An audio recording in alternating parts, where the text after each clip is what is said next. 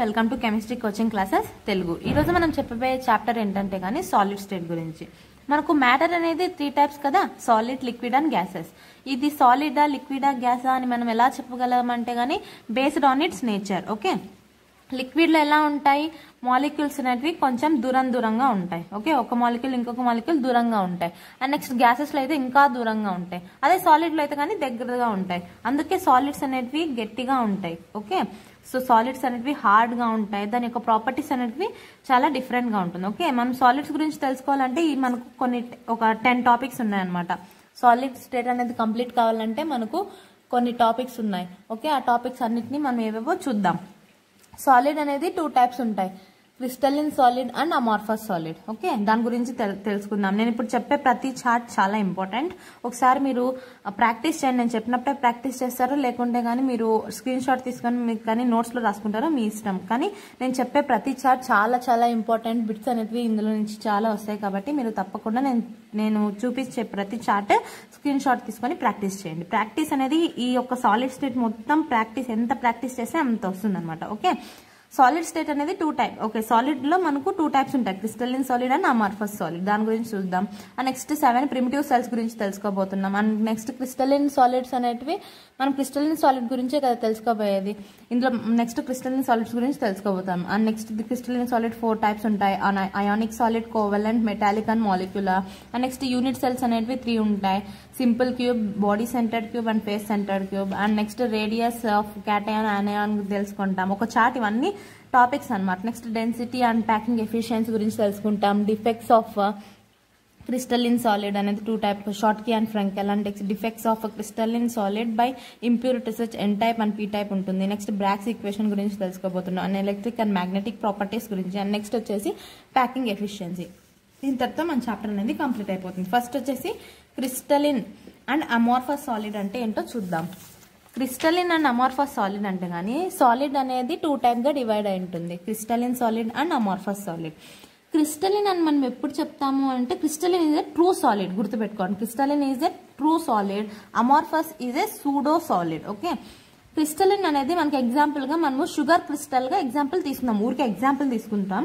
Okay, crystalline కి sugar crystal తీసుకుందాం. Sugar crystal అంటే ఒక చక్కెరలో ఒక షుగర్ క్రిస్టల్ ఉంటుంది కదా, అది తీసుకుందాం. దాన్ని బట్టి మనం గుర్తుపెట్టుకుందాం ఈ యొక్క క్రిస్టలిన్ సాలిడ్ గురించి, అమార్ఫస్ సాలిడ్ గురించి. ఓకే, క్రిస్టలిన్ సాలిడ్స్ కి క్రిస్టలిన్ సాలిడ్ ఎలా ఉంటుందంటే డిఫైన్డ్ షేప్ అండ్ వాల్యూమ్ ఉంటుంది. ఒక పర్ఫెక్ట్ షేప్ అనేది ఉంది కదా, వాల్యూమ్ అనేది ఉంది కదా. ఎగ్జాంపుల్ ఒక షుగర్ క్రిస్టల్ ని తీసుకొని మనం ఎగ్జాంపుల్ దాన్ని మనం గుర్తుపెట్టుకుందాం, ఒక ట్రిక్ గాగా గుర్తుపెట్టుకుందాం. నెక్స్ట్ ఈ యొక్క క్రిస్టల్ అనేది హార్డ్ గా ఉంటుంది, రిజిడ్ గా ఉంటుంది, హై మెల్టింగ్ పాయింట్ ఉంటుంది. Okay, and next perfect close packing అనేది ఉంటుంది అనమాట. ఓకే, పర్ఫెక్ట్ క్లోజ్ ప్యాకింగ్ అనేది ఇందులో ఉంటుంది. పర్ఫెక్ట్ గా క్లోజ్ అయిపోయింది కదా, so perfect close packing.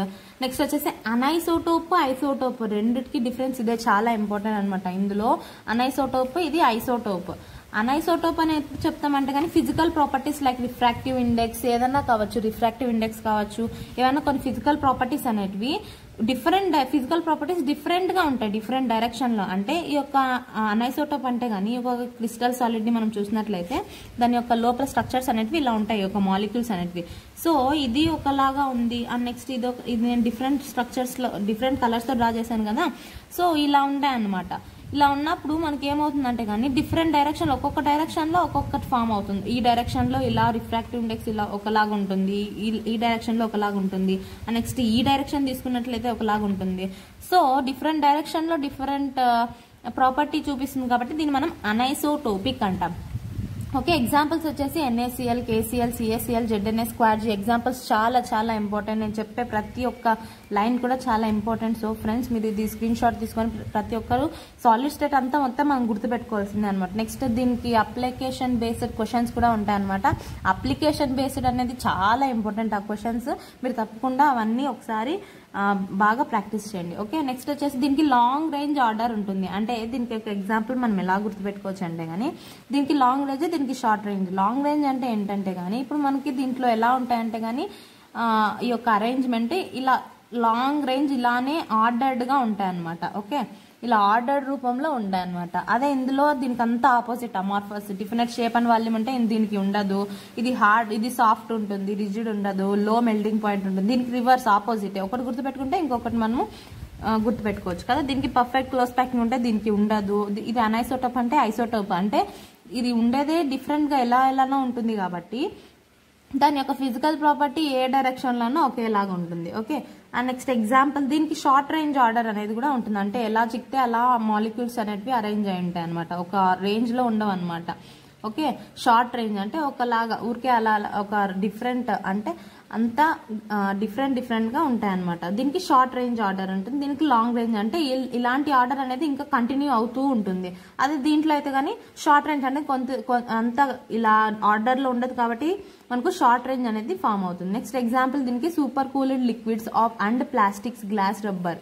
Super cooled liquids అని సూడో సాలిడ్స్ అని కూడా అంటాం. అంటే దీనికి ఎగ్జాంపుల్స్ అనమాట. ఓకే, ఇది క్రిస్టలిన్ అండ్ అమార్ఫస్ సాలిడ్. నేను చెప్పే ప్రతి షార్ట్ ఇంపార్టెంట్. స్క్రీన్ షాట్ తీసుకొని తర్వాత దాన్ని ప్రాక్టీస్ చేయండి ఫ్రెండ్స్. ఈ లెసన్ అంతా చెప్పాను కదా గుర్తుపెట్టుకునేదే. ఓకే, నెక్స్ట్ వచ్చేసి 7 ప్రిమిటివ్ యూనిట్ సెల్స్ గురించి చూద్దాం. వచ్చేసి 7 ప్రిమిటివ్ యూనిట్ సెల్స్ ని మనం ఎలా గుర్తుపెట్టుకోవచ్చు అంటే కానీ మనకు 7 ఉన్నాయి ప్రిమిటివ్ యూనిట్ సెల్స్. ఓకే, అవి ఏవేవి అంటే కానీ cubic, tetragonal, orthorhombic, monoclinic, hexagonal, trigonal, or it is also known as rhombohedral and triclinic. Okay, ఇలా మనకు 7 యూనిట్ సెల్స్ అంటే 7 మనకు సెల్స్ అనేవి ఉన్నాయన్నమాట. ఓకే, క్యూబిక్ అనేది ఎలా ఉంటుంది మనకు తెలుసు కదా. క్యూబిక్ అనేది ఇలా ఉంటుంది. ఇవంతా ఏమంటే కానీ ఈ యొక్క షేప్స్ అన్నమాట. ఈ యొక్క క్రిస్టల్స్ అంటే ఈ యొక్క సాలిడ్ యొక్క మనం క్రిస్టల్ చూసినాం కదా, సో క్రిస్టల్ యొక్క షేప్స్ అనమాట. క్యూబిక్ అనేది ఇలా ఉంటుంది అంటే దాని లెంత్ ఇలా ఏబిసి 2 అంటే ఎడ్జ్ లెంత్ అనమాట. ఇవన్నీ ఎడ్జ్ లెంత్ అంటే దాని యొక్క లెంత్, బ్రెత్, హైట్ 3 ఈక్వల్ గా ఉంటాయి క్యూబిక్ లో. అదే అండ్ నెక్స్ట్ యాంగిల్ వచ్చేసి మనకు ఆల్ఫా, బీటా, గామా అంటే వీటి మధ్యలో ఉన్న యాంగిల్స్ అనమాట. ఓకే, దీని యాంగిల్స్ కూడా 90 ఉంటుంది.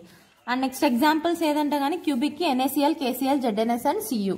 Okay, next tetragonal. నేను ఒక సింపుల్ ట్రిక్ చెప్తాను అనమాట ఎలా గుర్తుపెట్టుకోవాలని. ఫస్ట్ దీని యొక్క నేమ్స్ అన్ని ఒక ఆర్డర్ లో గుర్తుపెట్టుకోవాలి. ఓకే, ఆర్డర్ ఎలా గుర్తుపెట్టుకుంటాం? CTOM HTT. సి అంటే క్యూబిక్, టీ అంటే టెట్రాగోనల్, టెట్రాహెడ్రల్ కాదు టెట్రాగోనల్. ఓ అంటే ఆర్థోరాంబిక్, ఎం అంటే కానీ మోనోక్లినిక్, హెచ్ అంటే హెగ్జాగోనల్. అండ్ నెక్స్ట్ టీ వచ్చేసి ఫస్ట్ టీకి వచ్చేసి trigonal it also known as rhombohedral. ఇంకొక టీ వచ్చేసి ట్రైక్లినిక్. ఎడ్జ్ లైన్స్ కి ఎలా గుర్తుపెట్టుకుంటామంటే కానీ అన్నిటికీ A = B = C అని గుర్తుపెట్టుకుంటాం. కానీ ఫస్ట్ దానికి ఈక్వల్స్ టు సెకండ్ దానికి సెకండ్ పొజిషన్, ఇది ఫస్ట్ పొజిషన్, ఇది సెకండ్ పొజిషన్ అనుకుంటే మనము second position is not equals to ఇవన్నీ. ఇదొక ట్రిక్ అనమాట. ఎడ్జ్ లైన్స్ గుర్తుపెట్టుకోండి. ఫస్ట్ ఈ ఆర్డర్ లో గుర్తుపెట్టుకుంటాం. Next A = B = C first దానికి సేమ్, కానీ సెకండ్ నుంచి చేంజ్ అవుతుంది. ఓకే, సెకండ్ నుంచి ఎలా మనం గుర్తుపెట్టుకోవాలంటే కానీ సెకండ్ పొజిషన్ లో 2 1 2 1 2 2 ఇక్కడ గ్యాప్ ఉంది 1 2 2 2 1 2 1 2 2 1 2. ఓకే, ఇలా గుర్తుపెట్టుకుంటాం. 2 వచ్చేసి సెకండ్ పొజిషన్ లో is not equals to. Next 1 2 అంటే 2 కూడా not equal to. 1 2 not equal to. 2 అంటే ఇక్కడ సెకండ్ పొజిషన్ లో not equals to. And next వచ్చేసి ఇంకా ఇక్కడ వచ్చేసి నేను ఇక్కడ బ్లాంక్ వేసాను కదా, అంటే 2 కూడా ఈక్వల్ అని. నెక్స్ట్ వచ్చేసి 1 2 అంటే 2 కూడా నాట్ ఈక్వల్. అండ్ నెక్స్ట్ ఈ యొక్క యాంగిల్స్ ఎలా గుర్తుపెట్టుకుంటాం అంటే కానీ first 3 is equals to 90. Okay, first 3 is equals to 90. And next last వచ్చేసి లాస్ట్ ఏది కాదు, ఫస్ట్ అయితే అన్ని ఈక్వల్ టు, లాస్ట్ ఒకటి ఏది ఈక్వల్ కాదు. ఓకే, నెక్స్ట్ ఇంకా దీనిపైన ఉండేది 90 కదా, సో ఇది ఇక్కడ మాత్రం నాట్ ఈక్వల్స్ టు. ఇంకా ఇవి రెండు మనం గుర్తుపెట్టుకోవాలన్నమాట. ఫస్ట్ ఈ యొక్క ఆర్డర్ లో వచ్చినట్లయితే ఫస్ట్ నుంచి ఆల్ఫాను తర్వాత గామా అనేది ఈక్వల్ టు 90, బీటా అనేది నాట్ ఈక్వల్ టు. ఇందులో నెక్స్ట్ వచ్చేసి alpha beta is equals to 90 and next gamma is equal to 120. ఇది గుర్తుపెట్టుకోవాలి. ఇక్కడ నాట్ ఈక్వల్ టు, ఇక్కడ ఈ యొక్క గామా అనేది ఈక్వల్ టు 120. ఇవి రెండు గుర్తుపెట్టుకోండి. ఇది గుర్తుపెట్టుకోవాలా, ఇంక ఇది గుర్తుపెట్టుకోవాలా. ఇంక ట్రిక్ ఇది చెప్పాను కదా. ఇంక నెక్స్ట్ ఎగ్జాంపుల్స్ మనం గుర్తుపెట్టుకోవాలి. ఎన్నిసార్లు ప్రాక్టీస్ చేస్తే అన్నిసార్లు ఈ టేబుల్ అంతా మీకు మైండ్ లో ఉండిపోవాలంటే నేను ఇప్పుడు చెప్పిన ఈ ట్రిక్ అనేది ఫస్ట్ అప్లై చేసి ఒక 5 times ప్రాక్టీస్ చేసేయండి. తర్వాత ఒక్కొక్క దానికి ఎగ్జాంపుల్స్ రాసుకొని నేర్చుకోవచ్చు. ఓకే, దీనికి example NaCl, KCl, ZnS and Cu. Okay, దీనికి ఎలా గుర్తుపెట్టుకోవచ్చు? NKZC అని గుర్తుపెట్టుకోవచ్చు. ఓకే, ఊరికే ఫస్ట్ లెటర్స్ మాత్రం గుర్తుపెట్టుకొని చదవచ్చు, లేకుంటే మీ ఇష్టం ఏదైనా ట్రిక్స్ ఉంటే మీరు అప్లై చేసి కూడా దాన్ని గుర్తుపెట్టుకోవచ్చు. నెక్స్ట్ సెకండ్ దానికి SN, SNO2, CaSO4. నెక్స్ట్ దీనికి match box BaSO4 CaCO3 next rhombic sulphur. Monoclinic ఉంది కాబట్టి మోనోక్లినిక్ సల్ఫర్ ఉంటుంది. దీంట్లో రాంబిక్ కాబట్టి ఆర్థోరాంబిక్ కాబట్టి రాంబిక్ సల్ఫర్. ఓకే, ఇక్కడ నుంచి మనకు చాలా బిట్స్ అడుగుతారు అనమాట. అంటే ఫర్ ఎగ్జాంపుల్ వాళ్ళు NaCl అనేది ఒకటి ఇచ్చేస్తారు. NaCl ఇచ్చేసి ఇప్పుడు ఇక్కడ నుంచి బిట్స్ అడుగుతారు ఇవన్నీ. ఓకే, ABCD అని మనం అప్పుడు ఇచ్చేయాలన్నమాట. ఓకే, ఇది చాలా ఇంపార్టెంట్ అనమాట. ఓకే, నెక్స్ట్ వచ్చేసి ఎగ్జాంపుల్స్ మోనోక్లినిక్ సల్ఫర్. నెక్స్ట్ దీన్ని మనం గ్లోబులర్ సెల్ అని కూడా అంటాం. Na2SO4 × 10H2. Next PbCrO4. ఈ ఎగ్జాంపుల్స్ చాలా ఇంపార్టెంట్ అనమాట. ఈ ఎగ్జాంపుల్స్ నుంచి వాళ్ళు ఇక్కడ అడగచ్చు, ఇక్కడ అడగచ్చు, ఇక్కడ అడగచ్చు, ఎట్లన్నా అడగచ్చు అనమాట ఎగ్జాంపుల్స్ ఇచ్చి. సో ప్రతిసారి మనకు ఈ యొక్క ప్రీవియస్ ఇయర్స్ క్వశ్చన్స్ లో అన్ని కూడా ఇక్కడ నుంచి మనకు బిట్స్ అనేవి అడిగారు. Okay, next graphite ZnOCdS hexagonal కి ఇది వచ్చేసి మనం ఎలా గుర్తుపెట్టుకుంటాం, ఈ యొక్క NaNO3 నానో3 కాకో3 ఉంది కదా ఒకటి. ఓకే, ఒక సింపుల్ ట్రిక్ అనమాట, ఒక సిల్లీ ట్రిక్ అనమాట. NaNO3 నానో3 కాకో3 అని గుర్తుపెట్టుకోవచ్చు. నెక్స్ట్ HGS ICL గుర్తుపెట్టుకోవాలి. అండ్ ట్రైక్లినిక్ ఎగ్జాంపుల్స్ మాత్రం ట్రిక్స్ ఏం చెప్పలేము, మీరే ఒకసారి ప్రాక్టీస్ చేయాలంటే. ఒక ఫస్ట్ ఉంది కదా, ఈ ఆర్డర్ లో ప్రాక్టీస్ చేయండి, లేకుంటే ఈ ఆర్డర్ లో ప్రాక్టీస్ చేయండి. ఓకే, నెక్స్ట్ వచ్చేసి ఇది 7 ప్రిమిటివ్ సెల్స్ గురించి అయిపోయింది. నెక్స్ట్ వచ్చేసి యూనిట్ సెల్ గురించి చూద్దాం. యూనిట్ సెల్ అప్పటి నుంచి మనం యూనిట్ సెల్ అని చెప్తున్నాం కదా. ఏమి ఈ యూనిట్ సెల్ అంటే ఏంటంటే గానీ, ఇప్పుడు మనకు యూనిట్ సెల్ అంటే గానీ ఎగ్జాంపుల్ మనం ఒక బ్రిక్ అనుకోవచ్చు. ఓకే, బ్రిక్ అనేది మనం అంతా ఒక బ్రిక్ అనేది అంతా కలిస్తేనే కదా ఒక బిల్డింగ్ అనేది ఫామ్ అయ్యేది. సో ఇక్కడ కూడా అంతే అనమాట. ఒక సాలిడ్ అనేది ఫామ్ కావాలంటే ఈ యొక్క యూనిట్ సెల్ అనేది ఉండాలన్నమాట. ఓకే, యూనిట్ సెల్ ని మనం లాటిస్ అని కూడా అంటాం. ఒక లాటిస్ అనేది ఉండాలి. ఓకే, దీన్ని మనం యూనిట్ సెల్ ఆర్ లాటిస్ అని అంటాం. ఓకే, లాటిస్ అంటే ఇక్కడ లాటిస్ పాయింట్స్ అంటాం. లాటిస్ ఒక లాటిస్, ఇది ఒక లాటిస్ పాయింట్స్ ఉంటాయి. ఆ లాటిస్ పాయింట్స్ లో ఆటమ్స్ అనేవి ఉంటాయి. ఆ యొక్క ఆటమ్స్ బట్టి మనము సింపుల్ క్యూబ్ లో ఎన్ని ఆటమ్స్ ఉంటాయి, BCC FCC అని డివైడ్ చేసాం. సింపుల్ క్యూబ్ అంటే గానీ కార్నర్స్ లో మాత్రమే మనకు ఈ యొక్క ఆటమ్స్ ఉంటే గానీ సింపుల్ క్యూబ్ అంటాం. ఓకే, ఇందులో కార్నర్స్ లో మాత్రమే మనకు. దీనికి ఎలా గుర్తుపెట్టుకోవచ్చు అంటే ఒక రూమ్ గుర్తుపెట్టుకోండి. సింపుల్ క్యూబ్ అంటేనే ఒక రూమ్ గుర్తుపెట్టుకోండి. మనకు రూమ్ లో మనకు ఎన్ని కార్నర్స్ ఉంటాయి, 8 కార్నర్స్ ఉంటాయి. BCC లో అన్ని దాంట్లోనూ కార్నర్స్ ఉంటాయి. సింపుల్ క్యూబ్ లో కార్నర్ ఒక్కటే ఉంటుంది. BCC లో మధ్యలో మాత్రం ఇంకొక ఆటం వస్తుంది. అదే FCC లో అయితే గానీ ఫేస్ సెంటర్ అంటే ఫేసెస్ లో మనకు ఆటమ్స్ ఉంటాయి. ఓకే, అర్థమైంది అనుకుంటున్నాను ఫ్రెండ్స్. ఇప్పుడు ఏదైనా మనం మన యొక్క ఈ హౌస్ ని లేకుంటే ఒక రూమ్ ని మనం ఎగ్జాంపుల్ గా తీసుకున్నట్లయితే గానీ అందులో ఒక క్యూబ్ అంటే ఒక రూమ్ ని క్యూబ్ అనుకుందాం. కార్నర్స్ ఉంటే కార్నర్స్ సింపుల్ క్యూబ్ లోను, బాడీ సెంటర్ లోను, FCC లోను మూడిట్లోనూ ఉంటుంది.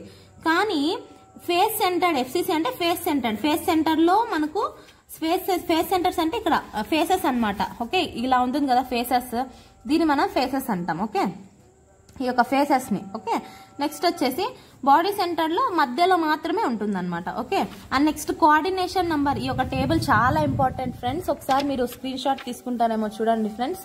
ఈ టేబుల్ అనేది చాలా ఇంపార్టెంట్. ఇక్కడ నుంచి బిట్స్ మనకు చాలా అంటే చాలా అడుగుతారు. సో కోఆర్డినేషన్ నంబర్, ఈ యొక్క టేబుల్ అంతా మీకు మైండ్ లో ఉండిపోవాలన్నమాట. ఈ యొక్క కోఆర్డినేషన్ నంబర్ కానీ distance, radius, next number of atoms, ఇవి ఆటమ్స్ అంటాం. ఓకే, ఫస్ట్ కోఆర్డినేషన్ నంబర్ చూసినట్లయితే ఇది అర్థమైంది కదా. సింపుల్ క్యూబ్ లో ఎన్ని ఆటమ్స్ ఉంటాయి, BCC లో FCC లో. నెక్స్ట్ కోఆర్డినేషన్ నంబర్ కి వద్దాం. కోఆర్డినేషన్ నంబర్ అంటే కానీ ఒక ఆటమ్ ఎన్ని ఆటమ్స్ తో కంబైన్ అవుతుందో దాన్ని కోఆర్డినేషన్ నంబర్ అంటాం. ఓకే, కోఆర్డినేషన్ నంబర్ అంటే కానీ ఒక ఆటమ్ ఎన్ని ఆటమ్స్ తో కంబైన్ అవుతుందో దాన్ని మనం కోఆర్డినేషన్ నంబర్ అంటాం. ఇప్పుడు దీంట్లో ఒక ఆటమ్ 6 ఆటమ్స్ తో కంబైన్ అయింది అనుకుందాం. ఓకే, 6 ఆటమ్స్ తో కంబైన్ అవుతుంది. సింపుల్ క్యూబ్ లో 6 ఆటమ్స్, BCC లో 8, FCC లో 12. ఓకే, ఇది గుర్తుపెట్టుకోండి అనమాట. 6, 8, 12 ఇది గుర్తుపెట్టుకోవాలి. అన్ని దాంట్లో అంతా గుర్తుపెట్టుకోవడమే. ఓకే, డిస్టెన్స్ వచ్చేసి ఇందులో distance is equals to edge length. Okay, ఏని మనం ఎడ్జ్ లెంత్ అంటాం అనమాట. ఎడ్జ్ లెంత్ అంటే ఇది. ఓకే, ఈ యొక్క ఎడ్జ్ లెంత్ ఉంది కదా, దీన్ని ఎడ్జ్ లెంత్ అంటాం. దీన్ని ఎడ్జ్ లెంత్, దీన్ని వచ్చేసి మనము corners edge length. Next face centre అంటే ఈ యొక్క ఫేసెస్, బాడీ సెంటర్ అంటే మధ్యలో. ఓకే, నెక్స్ట్ వచ్చేసి రేడియస్, డెన్సిటీ, డిస్టెన్స్ ఎంత, డిస్టెన్స్ ఇజ్ ఈక్వల్స్ టు దీంట్లో distance is equals to A. దీంట్లో డిస్టెన్స్ ఎంత అంటే గానీ √3/2A. ఇది చాలా ఇంపార్టెంట్. ఇది. ఓకే, డిస్టెన్స్ వచ్చిందంటే చాలా మనకు రేడియస్ క్యాల్కులేట్ చేయొచ్చు. అంటే రేడియస్ డిస్టెన్స్ ని హాఫ్ చేస్తే రేడియస్ వస్తుంది అనమాట. ఓకే, నెక్స్ట్ వచ్చేసి ఓకే, దీన్ని మనం డయామీటర్ అని కూడా చెప్పొచ్చు. ఓకే, డయామీటర్ ఏదైనా ఒక డయామీటర్ని హాఫ్ చేస్తే మనకి ఏమొస్తుంది, మనకు డిస్టెన్స్ రేడియస్ అనేది వస్తుంది. సో దీన్ని హాఫ్ చేస్తే రేడియస్. ఓకే, ఇలా అనమాట. ఓకే, ఇంక ఇది వచ్చేసి a/√2, ఇది వచ్చేసి √3/2a, ఇది వచ్చేసి a/√2. ఇవి చాలా గుర్తుపెట్టుకోవాలా, ప్రాక్టీస్ చేస్తే మనకు గుర్తుంటుంది. ఈ రెండు చాలా ఇంపార్టెంట్ అంటున్నాను, ఎందుకంటే ఇది ప్రతిసారి అడుగుతున్నారు. సో అందుకని ఈ చార్ట్ అనేది స్క్రీన్ షాట్ తీసుకొని ఒకసారి 1 to 5 times ఈ చాప్టర్ అంతా ప్రాక్టీస్ చేయడమే. ఓకే, నెక్స్ట్ వచ్చేసి number of atoms. Simple cube లో ఒక ఆటమే ఉంటుంది. అండ్ నెక్స్ట్ ఎలా క్యాల్కులేట్ చేయడం అంటే గానీ, కార్నర్స్ కి అయితే గానీ మనము 1/8 అనే ఒక ఫార్ములా యూస్ చేస్తాం. అదే ఫేస్ లో అయితే గానీ f/2 1/2. అదే బాడీ సెంటర్ లో అయితే 1. ఓకే, ఇలా అనమాట. సింపుల్ క్యూబ్ లో 1 ఆటమ్ ఉంటుంది, ఒక ఆటమే ఉంటుంది. నెక్స్ట్ వచ్చేసి మళ్ళీ మీకు ఒక కన్ఫ్యూజ్ రావచ్చు, సింపుల్ క్యూబ్ లో నేను కార్నర్స్ లో 8 ఆటమ్స్ ఉంటాయని చెప్పాను, ఇక్కడేంది మళ్ళీ 1 ఆటమ్ అని చెప్పాను అని అనుకుంటున్నారా? ఇది ఎలా అంటే గానీ, మనకు సింపుల్ క్యూబ్ అనేది ఇలా ఉంటుంది కదా. ఓకే, ఇలా ఉంటుందంటే గానీ 8 ఆటమ్స్ అంటే ఇలా కంబైన్ అంటే కదా, కార్నర్స్ లో మాత్రం తీసుకుంటే. ఓకే, ఇలా మనం 8 ఆటమ్స్ తీసుకుంటాం కదా, 8 అనేది ఉంటుంది. ఓకే, 8 ఆటమ్స్ అనేటివి మనకు ఇలా ఫామ్ అవుతాయి కదా, 1 2 3 4 5 6 7 8. ఓకే, దీన్ని మనం హాఫ్ మాత్రమే మనకి ఇక్కడ కనిపించేది. సో హాఫ్ మాత్రమే కాబట్టి మనకు అంటే ఇక్కడ మనకు ఈ యొక్క ఎందుకు ఇక్కడ నేను 1 ఆటమే అని చెప్పానంటే గానీ, మనకు కార్నర్స్ లో 8 ఉన్నప్పటికీ మనకు వచ్చేది 1 ఆటమే అనమాట. అంటే ఇక్కడ మనకు ఒక 1/4, ఇక్కడ 1/4, ఇక్కడ 1/4, ఇక్కడ 1/4 ఫామ్ అవుతుంది. సో అంతా కలిపితే మనకు 1 ఆటమే. ఓకే, ఒక ఆటమ్ మాత్రమే ఉంటుంది అనమాట. ఇది ఏమి గుర్తుపెట్టుకోకపోయినా కూడా సింపుల్ క్యూబ్ లో ఒకటి ఉంటుంది అని గుర్తుపెట్టుకోండి. బీసీసీలో 2 ఉంటాయి, ఎఫ్సీసీలో 4 ఉంటాయి atoms. Okay, next packing efficiency. Packing efficiency అంటే ఏంటంటే గానీ, ఈ యొక్క ఆటమ్స్ అన్ని కంబైన్ అయినప్పుడు మనకు ఎంత ప్యాకింగ్ ఎఫిషియన్సీ ఉంది అని అంటే గానీ 52%. అంటే అంత 52% అనేది ప్యాకింగ్ ఉంటే గానీ ఇంకా 48% ఎంటీ ఉంటుంది అనమాట. ఈ యొక్క సింపుల్ క్యూబ్ లో 52% దగ్గరగా ఉంటే ఇంకా 42% ఇదేముంటుంది, ఎంటీ ఉంటుంది. ఓకే, అంటే ప్యాకేజింగ్ అనమాట. సింపుల్ క్యూబ్ లో 52%, బీసీసీలో 68, నెక్స్ట్ ఎఫ్సీసీలో 74. ఇంకా మిగతాది వచ్చేసి దీనిలో సబ్స్ట్రాక్ట్ 100 లో ఇది సబ్స్ట్రాక్ట్ చేస్తే ఎంటీ అనేది వస్తుంది అనమాట. ఈ చార్ట్ అనేది చాలా చాలా ఇంపార్టెంట్, స్క్రీన్ షాట్ తీసుకోండి ఫ్రెండ్స్. నెక్స్ట్ వచ్చేసి ఇప్పుడు ఇంకొకటి ఏంటంటే గానీ, కార్నర్స్ లో మనకు ఎన్ని ఆటమ్స్ ఉన్నాయి, ఇక్కడంతా నేను డయాగ్రామ్ అనేది రాశాను అనమాట. కార్నర్స్ లో మనకు 8 ఆటమ్స్ ఉంటాయని చెప్పాను కదా. కార్నర్స్ లో 8 ఆటమ్స్, ఇదిగో రెడ్ కలర్ లో రాసినాను కదా ఆటమ్స్ ఇక్కడ ఉన్నాయి. 1 2 3 4 5 6 7 8. ఓకే, కార్నర్స్ 8 ఉన్నాయి.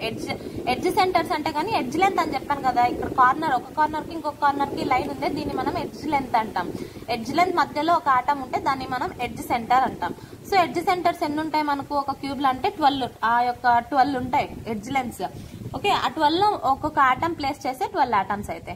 నెక్స్ట్ ఫేస్ సెంటర్డ్ మనకు 6 ఉంటాయి. ఫేసెస్ అనమాట. ఇప్పుడు మనము ఒక క్యూబ్ తీసుకున్నట్లయితే దానికి ఫేసెస్ 4 ఉంటాయి. ఇది ఫస్ట్ ఫేజ్ అంటే ఇది ఫ్రంట్ ఫేజ్, ఇది బ్యాక్, ఇది అప్పర్, లోయర్, ఇది సైడ్స్. ఓకే, అలా అనమాట. బాడీ సెంటర్డ్ ఒక్కటే ఉంటుంది. బాడీ సెంటర్ ఇది ఇక్కడ ఉంది కదా, ఇది.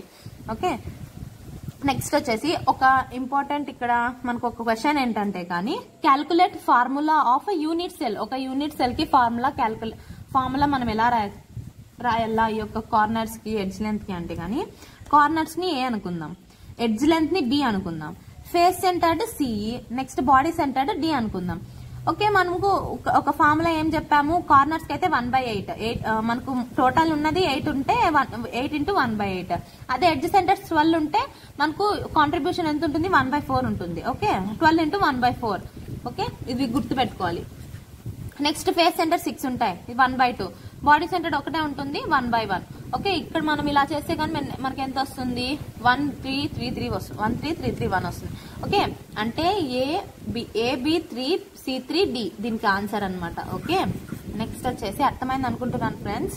ఈ లెసన్ అంతా కొంచెం మనకు బోరింగ్ గానే ఉంటుంది, కానీ ఈ యొక్క లెసన్ నుంచి చాలా ఈజీగా మనం బిట్స్ చేసేయచ్చు. Okay, if 25% A and 50% B are removed అంటే గానీ, ఇప్పుడు మనకు వచ్చిన ఈ యొక్క ఇప్పుడు మనకు 25% A అంటే ఏం చెప్పాను, కార్నర్స్. కదా. కార్నర్స్ లో మనము 25% అంటే గానీ 8 × 25/100 8 × 25/100 వేద్దాం. 8 అంటే కార్నర్స్ లో 8 ఉంటాయి. ఈ యొక్క ఆటమ్స్ మాత్రమే మనం ఈ యొక్క ఆటమ్స్ వేద్దాం. కార్నర్స్ లో 8 ఆటమ్స్ ఉంటాయి. 25/100 పర్సెంటేజ్ ఇచ్చినారు కాబట్టి 25/100 చేద్దాం. ఎంత వస్తుంది ఆన్సర్? 2 వస్తుంది. ఓకే, అంటే 25% అంటే 2 ఆటమ్స్ రిమూవ్ చేయాలి అని. 8 లో 2 పోతే ఎంత? 6 × 1/8 చేస్తే ఎంత వస్తుంది? 3/4. ఓకే, నెక్స్ట్ సెకండ్ బి వచ్చేసి 50% రిమూవ్ చేసినారంటే 12 కార్నర్స్. బి అంటే గానీ కార్నర్ అనమాట, ఎడ్జ్ సెంటర్ అనమాట. ఓకే, బి అంటే గానీ ఎడ్జ్ సెంటర్ మనకు 12 ఉంటాయి కదా. 12 లో మనకు 50 అంటే 50/100 చేస్తే ఎంత వస్తుంది? 6 వస్తుంది. 12 లో హాఫ్ ఎంత? 6 కదా. సో అలా మనకు 50% అక్కడ రిమూవ్ చేసేస్తే మనకు ఈ యొక్క 6 అనేది 6 × 1/4 తో చేస్తే 3/2 వస్తుంది. అండ్ నెక్స్ట్ ఫార్ములా క్యాలిక్యులేట్ చేస్తే కానీ ఎలా వస్తుంది మనకు? ఏ 3/4, బి 3/4, సి 3. మనము సికి డికి వాళ్ళు అడగలేదు. సికి డికి అంటే ఫేస్ సెంటర్స్ కి బాడీ సెంటర్ కి వాళ్ళు అడగలేదు కదా. ఇప్పుడు మనకు సికి డికి మనము ఇక్కడ ఏమొచ్చిందో అదే పెట్టేద్దాం. నెక్స్ట్ ఈ యొక్క ఇవి వచ్చేసి మనకు ఫ్రాక్షనల్ వచ్చినాయి కాబట్టి దీన్ని కన్వర్ట్ చేయాలంటే ఇంటూ 4 చేద్దాం. సో అప్పుడు మనకు ఇది వస్తుంది అనమాట. ఓకే, నెక్స్ట్ అర్థమైంది అనుకుంటున్నాను ఫ్రెండ్స్. నెక్స్ట్ మీకు ఒక టెస్ట్ యువర్ సెల్ఫ్ క్వశ్చన్ ఒకటి ఇస్తాను, చేయండి. నెక్స్ట్ అంతకన్నా ముందు మనకి ఇంకొక 2 క్వశ్చన్స్ అనేది ఉన్నాయన్నమాట. ఇప్పుడు మనం ఫార్ములా అనేది క్యాలిక్యులేట్ చేసాం కదా. ఇప్పుడు మనం ఏదైనా ఒక ఎడ్జ్, ఇప్పుడు ఈ క్వశ్చన్ ఏంటంటే కానీ if all atoms along an edge are removed అంటే ఇప్పుడు మనకి ఈ యొక్క క్యూబ్ ఉంది కదా. ఈ యొక్క క్యూబ్ లో మనకు ఈ యొక్క క్యూబ్, ఇది క్యూబ్ కదా. ఈ యొక్క క్యూబ్ లో ఈ యొక్క ఎడ్జ్ అనేది రిమూవ్ చేసినాం. ఎడ్జ్లు అంటే గానీ ఇది ఈ యొక్క ఎడ్జ్ అంటాం కదా, దీన్ని ఎడ్జెస్ అంటాం కదా. ఈ ఎడ్జ్ మనం రిమూవ్ చేస్తే ఎన్ని ఆటమ్స్ అనేవి ఉంటాయి దాని అని వాళ్ళు అడుగుతున్నారు అనమాట. ఫార్ములా అనేది క్యాలిక్యులేట్ చేయాలి. సో ఇలాంటప్పుడు మనం ఏం చేస్తాము? ఎడ్జ్ లో మనకి ఎడ్జ్ తీసుకుంటే మనకు కార్నర్స్ లో 2 ఆటమ్స్ ఉంటాయి. అండ్ నెక్స్ట్ ఎడ్జ్ సెంటర్ లో ఒక ఆటమ్ ఉంటుంది కదా. ఇప్పుడు మనకు ఏ అండ్ బి. ఓకే, మనం తీసుకుంటుండేది ఏవేవి? మనకు వాళ్ళు అడుగుతుండేది ఎడ్జ్ సెంటర్ అండ్ నెక్స్ట్ వచ్చేసి ఈ యొక్క కార్నర్ కాబట్టి అవి రెండే తీసుకుందాం. ఏ అండ్ బి. ఫస్ట్ నేను ఏం చెప్పాను? ఏ అంటే గానీ ఈ యొక్క కార్నర్స్, బి అంటే గానీ ఎడ్జ్ సెంటర్స్, నెక్స్ట్ వచ్చేసి సి వచ్చేసి ఫేస్ సెంటర్స్, డి వచ్చేసి బాడీ సెంటర్డ్. ఓకే, ఇది గుర్తుపెట్టుకోండి. ఏ వచ్చేసి మనకు రిమూవ్ చేస్తే 2 ఉంటాయి కదా. ఒక ఎడ్జ్ వాళ్ళు అడుగుతున్నది ఒక ఎడ్జ్ లో మనకి ఎన్ని ఉంటాయి? 2 కార్నర్స్ ఉంటాయి కదా. 8 - 2 చేస్తే ఎంత వస్తుంది? 6 వస్తుంది. 6 × 1/8 వస్తే 3/4. నెక్స్ట్ డి వచ్చేసి ఏంటి? ఎడ్జ్ సెంటర్ లో ఎంత ఉంటుంది? ఎన్ని ఉంటాయి ఆటమ్స్? 1 ఉంటుంది. టోటల్ 12 ఉంటాయి. 12 - 1 × 1/4 దాని యొక్క కాంట్రిబ్యూషన్ చెప్పాను కదా. ఈ యొక్క కార్నర్ లో అయితే 1/8, నెక్స్ట్ ఎడ్జ్ సెంటర్ అయితే 1/4, నెక్స్ట్ ఫేస్ సెంటర్ అయితే 1/2, నెక్స్ట్ బాడీ సెంటర్ అయితే 1/1. ఓకే, ఇది కాంట్రిబ్యూషన్ అన్ని దానికి గుర్తుపెట్టుకోండి. ఇంకా ఆటమ్స్ గుర్తుపెట్టుకోవాలా. ఇప్పుడు వచ్చింది ఏది మనకు? 3/4, 1/4, 11/4 అనేది వచ్చింది. ఓకే, ఇలా వచ్చింది కదా. ఇంకా నెక్స్ట్ సిడి అలానే రాస్తాం. వాళ్ళు ఏం ఇక్కడ మనకేమి సి అంటే మనకు ఫేస్ సెంటర్ ఏమి ఇన్వాల్వ్ కాలేదు, బాడీ సెంటర్ కూడా ఇన్వాల్వ్ కాలేదు. సో ఈ యొక్క ఫ్రాక్షన్ ని మనం రిమూవ్ చేయాలంటే 4 తో ఇంటూ చేస్తాం. సో ఇంటూ చేసినప్పుడు ఈ యొక్క 4 క్యాన్సిల్ అయిపోతాయి. ఈ ఫార్ములా మనకు వస్తుంది అనమాట. ఓకే, ఒకవేళ మనము ఈ యొక్క నెక్స్ట్ క్వశ్చన్ వచ్చేసి if all items present on one face is removed అంటే ఫేస్ అంటే కానీ ఇదనమాట. ఫేసెస్ అంటే గుర్తుపెట్టుకోండి. ఫేస్ అంటే నేను చెప్పాను కదా ఒక క్యూబ్ లో ఇది ఫేసెస్ అంటే ఫస్ట్ ఈ యొక్క front face, back face, side face అలా. ఓకే, ఫేస్ లో రిమూవ్ చేస్తే మనకు ఎన్ని ఆటమ్స్ ఉంటాయి? ఫేస్ లో మనకు ఫేస్ సెంటర్ ఉంటుంది. నెక్స్ట్ ఎడ్జ్ లెంత్ లో ఎడ్జ్ సెంటర్స్ 4 ఉంటాయి, కార్నర్స్ 4 ఉంటాయి. సో మనకు 3 ఇన్వాల్వ్ అవుతాయి, బాడీ సెంటర్ ఇన్వాల్వ్ కాదు. ఓకే, అలాంటప్పుడు మనకు ఇక్కడ ఎడ్జెస్ ఏ అంటే గానీ మనం ఏం చెప్పాము? ఇక్కడ ఏ అంటే గానీ కార్నర్స్ 4 కార్నర్స్ ఉన్నాయి కాబట్టి 8 లో 4 తీస్తే 4. ఓకే, 4 × 1/8, 1/2. నెక్స్ట్ వచ్చేసి మనకు ఎడ్జ్ సెంటర్స్ 4 ఉన్నాయి. 12 లో మనకు 4 పోతే 8 ఉంటాయి. 8 × 1/4, 2 వస్తుంది. నెక్స్ట్ వచ్చేసి ఫేస్ సెంటర్డ్ టోటల్ 6 ఉంటాయి, ఒకటే ఉంది ఇక్కడ. సో 6 - 1 5, 5 × 1/2, 5/2. ఓకే, ఈ 2 ని రిమూవ్ చేయాలంటే ఇంటూ 2 చేస్తాం. డి వాళ్ళు అడగలేదు కాబట్టి మనం అలానే రాస్తాం. ఓకే, ఇది ఫార్ములా. ఇప్పుడు టెస్ట్ యువర్ సెల్ఫ్ క్వశ్చన్ అంటే మీరు ఒకసారి ఈ యొక్క క్వశ్చన్ మీకు అర్థమైంది అనుకుంటే ఈ యొక్క క్వశ్చన్ ని మీరు ప్రాక్టీస్ చేయండి. ఓకే, సారీ, ఈ క్వశ్చన్ కి ఆన్సర్ అనేది కామెంట్ సెక్షన్ లో కమెంట్ చేయండి. Okay, if body centred atom is removed, body centre అంటే మన యొక్క క్యూబ్, ఇది క్యూబ్ అనుకుంటే ఈ యొక్క క్యూబ్ లో మనకు బాడీ సెంటర్డ్ అంటే మధ్యలో ఉంటుంది కదా. ఇది ఏ దానికి కనెక్ట్ అయి ఉంటుంది? ఈ యొక్క కార్నర్ కి, ఈ యొక్క కార్నర్ కి కదా. నేను ఆన్సర్ మీకు ఒక ఎగ్జాంపుల్ యొక్క ఇన్ఫర్మేషన్ ఇచ్చాను. మీరు క్యాల్కులేట్ చేసి ఒక ఫార్ములా అనేది కమెంట్ సెక్షన్ లో మీకు అర్థం అవుతే కమెంట్ సెక్షన్ లో రాయండి ఫ్రెండ్స్. ఓకే, నెక్స్ట్ వచ్చేసి R/R అంటే క్యాటయాన్ బై ఆనయాన్ రేషియో మనము చూసినట్లయితే ఎలా ఉంటుందంటే కానీ క్యాటయాన్ బై ఆనయాన్ రేషియో ఇప్పుడు ఫర్ ఎగ్జాంపుల్ మనకు ఒక క్వశ్చన్ ఇస్తారు. ఇప్పుడు ఫర్ ఎగ్జాంపుల్ మనకు ఏ అనే ఆటమ్ కి ఒక వాల్యూ ఇస్తారు, బి అనే అంటే క్యాటయాన్ యొక్క వాల్యూ ఇంత ఇస్తారు, ఆనయాన్ యొక్క వాల్యూ ఒక ఎగ్జాంపుల్ ఇచ్చి క్యాటయాన్ యొక్క ఫర్ ఎగ్జాంపుల్ ఏ వచ్చేసి సంథింగ్ ఏదన్నా ఎక్స్ అనేది ఇస్తారు, బి అనేది ఆనయాన్ వచ్చేసి ఎక్స్ అనేది ఇస్తారు, వై అనేది ఇస్తారు. సో అలాంటి సిచ్యువేషన్ లో మనము ఈ యొక్క ఫార్ములా యూజ్ చేస్తాం. అంటే ఏదన్నా మనకు 2 కాంపౌండ్స్ ఇచ్చేసి దాని యొక్క క్యాటయాన్ ఆనయాన్ వాల్యూస్ ఇచ్చేసి కోఆర్డినేషన్ నంబర్ అన్న అడుగుతారు. ఓకే, లేకుంటే దీని యొక్క ఎగ్జాంపుల్స్ అన్నమాట, ఎగ్జాంపుల్స్ తీసుకొని వాళ్ళు కోఆర్డినేషన్ నంబర్ అన్న అడుగుతారు, లేకుంటే క్యాటయాన్ బై ఆనయాన్ రేషియో అని అడుగుతారు. ఫర్ ఎగ్జాంపుల్ మనము 2 కాంపౌండ్స్ ఇచ్చి వాళ్ళు ఈ యొక్క క్యాటయాన్ వాల్యూ ఆనయాన్ వాల్యూ రెండు ఇచ్చినట్లయితే దాన్ని డివైడ్ చేస్తే మనకు ఒక వాల్యూ వస్తుంది. ఒకవేళ ఆ వచ్చిన వాల్యూ ఈ యొక్క ఏదన్నా ఈ దానికి మధ్యలో ఉన్నట్లయితే ఫర్ ఎగ్జాంపుల్ మనకు 0.5 అనుకుందాం. 0.5 ఏ మధ్యలో ఎక్కడ వస్తుందంటే కానీ 4కి 7 అంటే ఇక్కడ మధ్యలో ఎక్కడైనా వస్తుంటుంది కదా. సో అలాంటప్పుడు కోఆర్డినేషన్ నెంబర్ ఎంత ఉంటుంది, 6 ఉంటుంది. ఓకే, ఇలా వాళ్ళు బిట్స్ అనేది అడుగుతారు అనమాట. మనం చాలా కేర్ఫుల్ గా ఈ యొక్క ఇలాంటి క్వశ్చన్స్ మనము డీల్ చేయాలి. ఓకే, ఇది ఈ యొక్క చార్ట్ అనమాట. అండ్ నెక్స్ట్ 0.1 to 0.2 అంటే కోఆర్డినేషన్ నెంబర్ 3. ఇది ఇలా గుర్తుపెట్టుకోవాలంటే 0.1 to 0.2, 0.2 to 4, 4 to 7, 7 to 9, coordination 3, 4, 6, 8. Okay, ఇదంతా గుర్తుపెట్టుకోవాలా, నెక్స్ట్ ప్రాక్టీస్ చేయాలి అంతే. ఇంక మనం ఏం చేయలేం ఫ్రెండ్స్. ఈ యొక్క చాప్టర్ అనేది ఇంతే, ఇది మనం ఎంత ప్రాక్టీస్ చేస్తే అంత వస్తుంది. ఓకే, ఎగ్జాంపుల్స్ చాలా important. Examples B2O3 and L2O3. Next వచ్చేసి టెట్రాహెడ్రల్. ఓకే, కోఆర్డినేషన్ నంబర్ ఇక్కడ వచ్చిన ఏమన్నా ఎలిమెంట్స్ అన్ని కోఆర్డినేషన్ నంబర్. ఇప్పుడు మనం ఫర్ ఎగ్జాంపుల్ ఇక్కడ వచ్చి వాళ్ళు కోఆర్డినేషన్ నంబర్ కూడా అడుగుతారు. ఈ కోఆర్డినేషన్ నంబర్ అడిగి మనకు వాయిడ్ కూడా అడుగుతారు అనమాట. అంటే ఇందులో మనకు టెట్రాహెడ్రల్ వాయిడ్ ఉంటుంది, దీంట్లో మనం ఆక్టాహెడ్రల్ వాయిడ్ ఉంటుంది. ఎగ్జాంపుల్స్ గుర్తుపెట్టుకోవాలి. ఓకే, ఇది ఈ యొక్క చార్ట్ గురించి అర్థమైంది అనుకుంటున్నాను. స్క్రీన్ షాట్ తీసుకోండి ఫ్రెండ్స్, స్క్రీన్ షాట్ తీసుకొని మీరు ప్రాక్టీస్ చేయండి. నెక్స్ట్ వచ్చేసి డెన్సిటీ ఆఫ్ ఎ క్రిస్టల్ చూసినట్లయితే మనము డెన్సిటీ కూడా అడుగుతారు. ఒక క్వశ్చన్ ఇచ్చేసి డెన్సిటీ క్యాలిక్యులేట్ చేయమంటారు, డెన్సిటీ అన్నా అడుగుతారు. ఇక్కడ మనకు తెలిసినవి ఏవేవంటే కానీ ఇది అంతే. వాళ్ళు ఒకవేళ ఇదన్నా అడుగుతారు, ఇదన్నా అడుగుతారు, కొన్నిసార్లు ఇది కూడా ఇచ్చేస్తారు. సో మనం ఇది క్యాలిక్యులేట్ చేయాలి, ఒకసారి ఇది కూడా ఇస్తారు, ఇది క్యాలిక్యులేట్ చేయమంటారు. ఓకే, అలాంటి సిచ్యువేషన్స్ కూడా మనకు అలాంటి క్వశ్చన్స్ కూడా ఇస్తారనమాట. ఓకే, ఇప్పుడు డెన్సిటీ కనుక్కోవాలంటే ఫస్ట్ మనకు ఒక ఫార్ములా వచ్చేయాలి. ఏది D = Zm/n0 ఇంటూ ఇది మనకు అవగాడ్రో నంబర్ అనమాట. ఓకే, A³ వచ్చేసి ఎడ్జ్ లెంత్, Z వచ్చేసి number of atoms in a cell. అంటే మనకు యొక్క సింపుల్ క్యూబ్ లో ఎంత నంబర్ ఆఫ్ ఆటమ్స్ ఉంటాయి, 1 ఉంటాయి. నెక్స్ట్ BCCలో ఎంత ఉంటాయి, FCCలో ఎంత ఉంటాయి. BCCలో మనకు 2 ఉంటుంది, FCCలో 4 ఉంటుంది. ఓకే, నెక్స్ట్ వచ్చేసి మనకు ప్యాకింగ్ ఎఫిషియన్సీ యొక్క ఫార్ములా అనమాట. ప్యాకింగ్ ఎఫిషియన్సీ నేను సింపుల్ క్యూబ్ కి బాడీ సెంటర్ కి చెప్పాను కదా, 62-74. అండ్ నెక్స్ట్ వచ్చేసి 52-68 and 74%.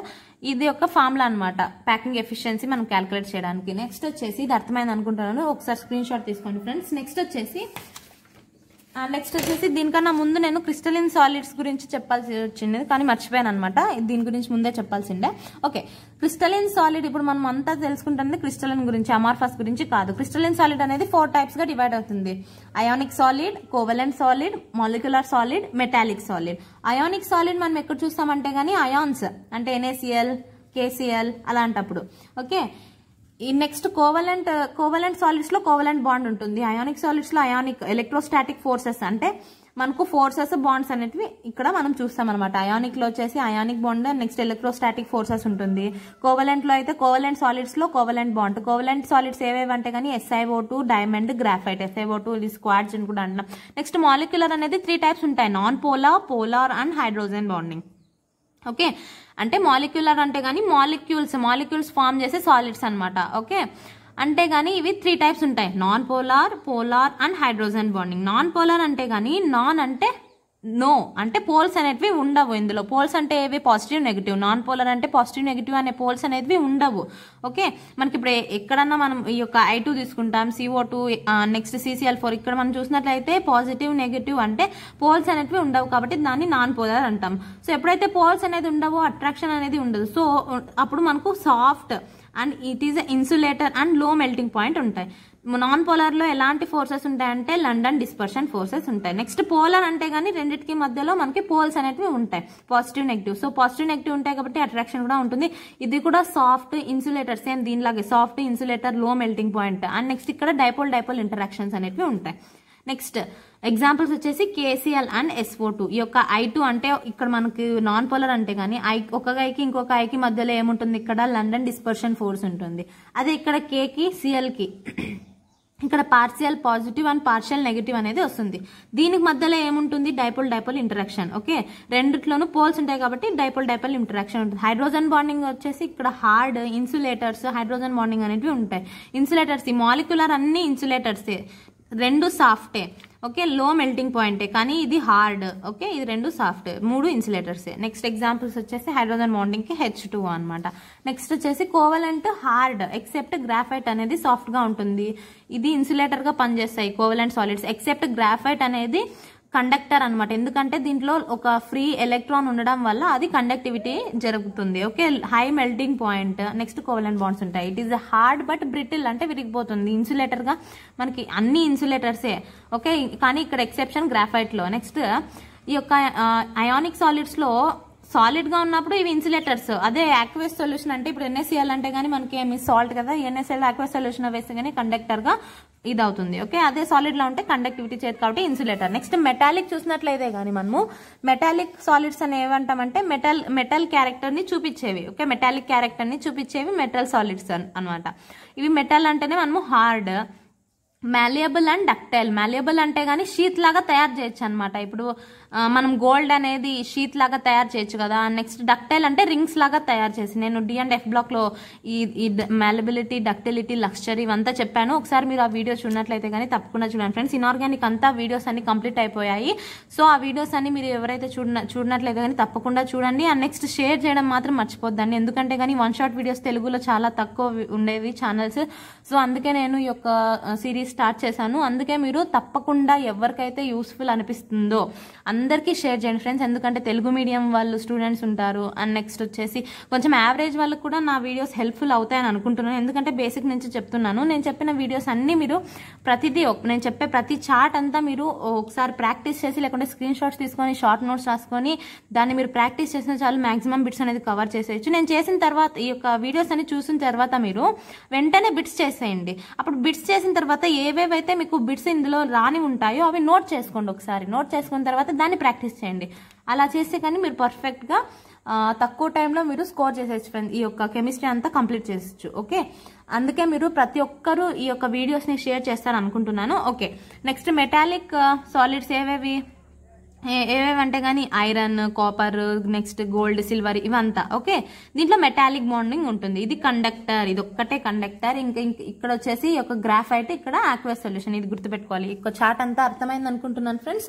ఒకసారి స్క్రీన్ షాట్ తీసుకొని ప్రాక్టీస్ చేయండి. నెక్స్ట్ వచ్చేసి డిఫెక్ట్స్ ఆఫ్ క్రిస్టల్. అంటే క్రిస్టల్ అనేది కొన్ని డిఫెక్ట్స్ ని చూపిస్తుంది. అంటే ఇప్పుడు క్రిస్టల్ అనేది ఉంది, దాంట్లో కొన్ని డిఫెక్ట్స్ అనేటివి ఉంటాయి. అవి ఏటివో చూద్దాం. ఓకే, మనకు first stoichiometric defects, non stoichiometric defects అని 2 టైప్స్ ఉంటాయి. స్టైకోమెట్రిక్ లో again 2 types, షార్ట్కీ and Frankl. షార్ట్కీ, Frankl అంటే ఏంటివి అంటే కానీ ఇప్పుడు మనము ఇది ఒక మెటల్ తీసుకున్నాం, దాంట్లో క్యాటయాన్, యానయాన్ పార్ట్స్ ఎలా ఉంటాయంటే కానీ క్యాటయాన్ యానయాన్ ఇలా అన్నిట్లోనూ ఉంటాయి. కానీ షార్ట్కీలో ఒక క్యాటయాను, ఒక యానయాను బయటకు వెళ్ళిపోతాయి. అదే ఫ్రంకెల్లో అయితే గానీ ఒక క్యాటయాన్ అంటే ఏంటి, పాజిటివ్, యానయాన్ అంటే నెగిటివ్. ఓకే, ఇది గుర్తుపెట్టుకోండి. నెక్స్ట్ క్యాథోడ్, యానోడ్ కి రివర్స్ అనమాట. క్యాథోడ్ అంటే నెగిటివ్, యానోడ్ అంటే పాజిటివ్. అది గుర్తుపెట్టుకోండి, రెండు కన్ఫ్యూజ్ కాదండి. క్యాటయాన్ అంటే పాజిటివ్, యానయాన్ అంటే నెగిటివ్. క్యాథోడ్ అంటే నెగిటివ్, యానోడ్ అంటే పాజిటివ్. అది గుర్తుపెట్టుకోండి. యానోడ్, క్యాథోడ్ మనం ఎలక్ట్రోడ్స్ లో చూస్తాం. ఓకే, కన్ఫ్యూజ్ కాదండి ఫ్రెండ్స్. నెక్స్ట్ వచ్చేసి షార్ట్కీ అండ్ ఫ్రంకెల్ డిఫెక్ట్ వచ్చేసి ఎక్కడ చూస్తామంటే కానీ ఇక్కడ నుంచి ప్రతిసారి బిట్స్ అనేది అడుగుతారు. షార్ట్కీ అండ్ ఫ్రంకెల్ డిఫెక్ట్. షార్ట్కీ డిఫెక్ట్ లో ఏం చూస్తామంటే డిఫెక్ట్ అంటే ఏదో ఒకటి డిఫెక్ట్, లోపం అనేది ఉంటుంది. ఎక్కడ ఉంటే గానీ మెటల్లో. ఓకే, ఈ యొక్క మెటల్లో ఒక పాజిటివ్, ఒక నెగిటివ్ అనేది బయటకు వెళ్ళిపోతాయి. ఓకే, ఇందులో వచ్చేసి ఒక్కటి మాత్రమే వెళ్తుంది, బయటకు వెళ్ళదు, లోపలే ఉంటుంది. ఇది హౌస్ అనుకుంటే, ఇది హౌస్ అనుకుందాం, ఇదంతా ఒక హౌస్, బయటంతా సరౌండింగ్. ఓకే, బయట మనకు తెలుసు కదా, ఇదంతా హౌస్ అనుకుందాం, ఇది సరౌండింగ్. ఎగ్జాంపుల్ లో చెప్తున్నాను, ఎగ్జాంపుల్. ఓకే, ఫ్రాంకియల్లో ఏమవుతుంది, క్యాటయాన్ మాత్రమే ఏమవుతుంది, ఇదంతా హౌస్ అంటే ఇదొక హౌస్ ఇదొక బ్లాక్ అని చూసినట్లయితే బయటకు మాత్రం వెళ్తుంది. ఇదంతా ఒక కాలనీ అనుకుంటే, ఇవి హౌసెస్ అనుకుంటే, ఇదొక హౌస్, ఇది వాళ్ళ ఇంట్లో నుంచి బయటకు మాత్రమే వచ్చింది. ఓకే, వాళ్ళ రూమ్ లో నుంచి బయటకు మాత్రమే వచ్చింది. ఓకే, ఇవి హౌసెస్ అనుకుందాం. ఇవి ఒక హౌస్ ఇదొక హౌస్. ఓకే, ఇది స్ట్రీట్ అనుకుందాం. ఇది ఒక స్ట్రీట్, ఇవి హౌసెస్ అనుకుంటే ఇవి స్ట్రీట్స్. ఇది ఒక హౌస్, ఇదొక first house, second house, third house, 4 houses ఉన్నాయి. ఇది స్ట్రీట్ అనుకుందాము. ఇవి వచ్చేసి వాళ్ళ యొక్క రూమ్స్ అనుకుందాం. ఓకే, వాళ్ళ యొక్క రూమ్ నుంచి బయటకు వచ్చింది ఏది, క్యాటయాన్. ఓకే, క్యాటయాన్ అనేది వాళ్ళ యొక్క రూమ్ నుంచి, అందుకే ఇక్కడ డిఫెక్ట్ వచ్చింది కదా, దాన్ని మనం ఫ్రాంకియల్ డిఫెక్ట్ అంటామంటే ఒక్కటే మాత్రమే ఈ యొక్క బయటకు వెళ్లకుండా అక్కడే లోపలే ఉంటే దాన్ని మనం ఫ్రాంకియల్ డిఫెక్ట్. రెండు బయటకు వెళ్ళిపోతే షార్ట్ కీ డిఫెక్ట్. చాలా డిఫరెన్స్ ఉంది చూడండి ఫ్రెండ్స్, గమనించండి ఒకసారి. ఓకే, నెక్స్ట్ ఎందుకు ఇలా జరుగుతుందంటే గానీ ఇక్కడ మనకు డెన్సిటీ. ఓకే, ఇది ఇక్కడ ఏవేవి చూపిస్తాయో చూద్దాం.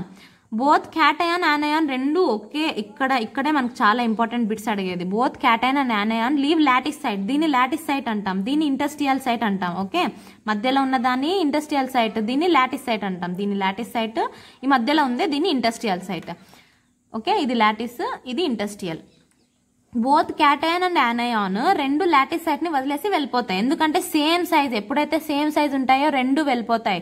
ఒకటి పెద్దగా ఇంకొకటి చిన్నగా, అంటే different sizes, variation in sizes వచ్చిందంటే అవి ఈ యొక్క ఇంటర్స్టియల్ సైట్స్ లేకి వెళ్ళిపోతాయి. ఇవి రెండు చాలా ఇంపార్టెంట్, గుర్తుపెట్టుకోండి. Okay, different cation and anion ఉంటే గానీ ఓన్లీ క్యాటయాన్ అనేది leave the lattice site and occupies the interstitial site. And next density అనేది తక్కువ అయిపోతుంది. ఎప్పుడైతే ఈ యొక్క ప్లేసెస్ అనేది ఖాళీ అయిందో మనకు డెన్సిటీ అనేది ఆటోమేటిక్ గా తక్కువ అయిపోతుంది. Next covalent nature, ionic character రెండు ఇంక్రీజ్ అవుతాయి. Okay, examples NaCl, KCl, CaCl and AgBr అనేది రెండిట్లోనూ చూపిస్తుంది, ఫ్రాంకియల్లోను షార్ట్ కీలోను. ఎందుకు చూపిస్తుంది అంటే గానీ దీనికి AgBr కి అయానిక్ నేచర్ ఎక్కువ, ఇంకొకటి డిఫరెంట్ గా కూడా ఉంటుంది అనమాట. అందుకే ఇది రెండిట్లోనూ ఉంటుంది. ఎందుకంటే గానీ AgBr అయానిక్ నేచర్ చూపిస్తుంది, అందుకే షార్ట్ కీలో కూడా ఉంది. అండ్ నెక్స్ట్ ఫ్రాంకియల్ డిఫెక్ట్ లో కూడా ఎందుకు ఉందంటే గానీ డిఫరెంట్ క్యాటయాన్ అండ్ యానయాన్ సైజ్ ఉండడం వల్ల. ఓకే, ఇందులో డెన్సిటీ అనేది అలానే ఉంటుంది. And next covalent nature, ionic nature అనేది డిక్రీజ్ అవుతుంది. Examples AgBr, AgCl and ZnS. Examples కూడా చాలా చాలా ఇంపార్టెంట్.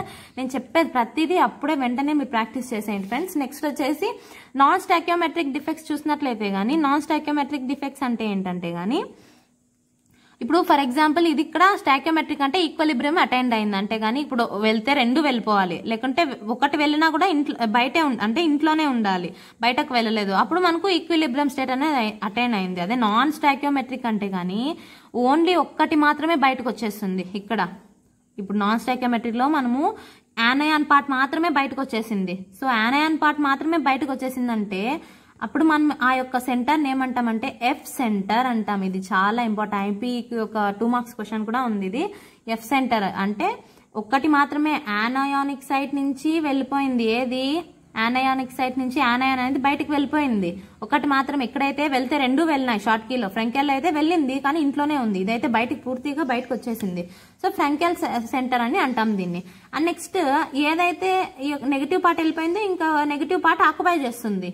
ఓకే, ఈ యొక్క నెగిటివ్ పార్ట్ అనేది ఆక్యుపై చేస్తుంది ఒక ఎలక్ట్రాన్. అంటే ఇప్పుడు ఎవరైతే ఇల్లు వదిలి వెళ్ళిపోయారు, ఎగ్జాంపుల్ చెప్తున్నాను, ఎవరైతే ఇది ఇల్లు అనుకున్నాం కదా, ఇల్లు వదిలి వెళ్ళిపోతే ఆ పొజిషన్ లకి ఇంకొకరు వచ్చి షిఫ్ట్ అవుతారు. అది ఎవరంటే ఎలక్ట్రాన్స్.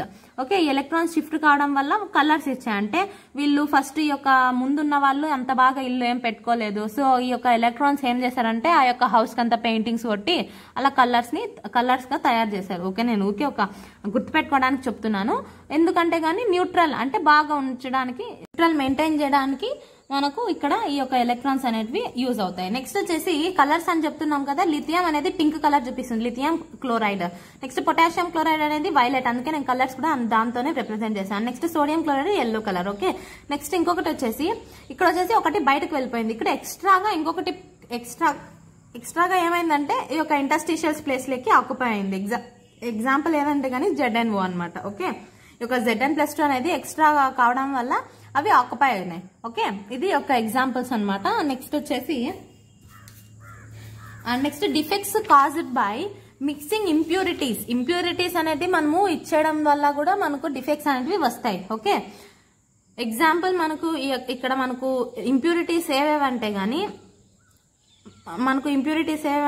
మనకు జర్మానియం అండ్ సిలికాన్ ఇవి రెండు మనకు సెమీ కండక్టర్స్ గా యూజ్ అవుతాయి అన్నమాట. ఓకే, ఇక్కడ ఈ యొక్క సెమీ కండక్టర్స్ ని మనం యూజ్ చేసినప్పుడు ఏమవుతుందంటే ఈ పెంటావాలెంట్ అండ్ ట్రైవాలెంట్ ఎలా చూపిస్తాయి అనేది చూద్దాం.